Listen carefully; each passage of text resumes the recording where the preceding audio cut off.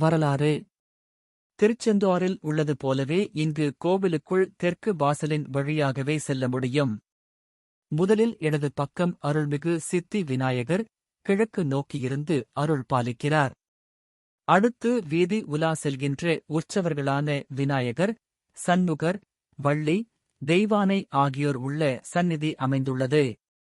முருகப்பெருமாள் ஒரே கல்லில் செதுக்கப்பட்டு 41 இன் கீழ் 2 அடி உயரம் இருக்கும் ஆறுமுகமும் பன்னிருகைகளுடன் மயில் மீது அமர்ந்த கோலத்துடன் அற்புதமாக காட்சி அளிக்கிறார்.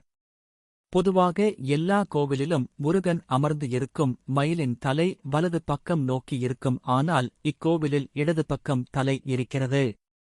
மேலும் முருகப்பெருமாள் அருகே வள்ளி தெய்வானை கிழக்கு நோக்கி இல்லாமல் ஸ்ரீதெய்வானை தெற்கு நோக்கியும் வள்ளி வடக்கு நோக்கியும் அமைந்துள்ளது.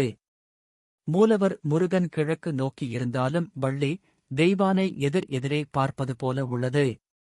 சிறப்புகள்: முகூர்த்த நாட்களில் இங்கு அதிகளவில் திருமணங்கள் நடைபெறுகின்றன.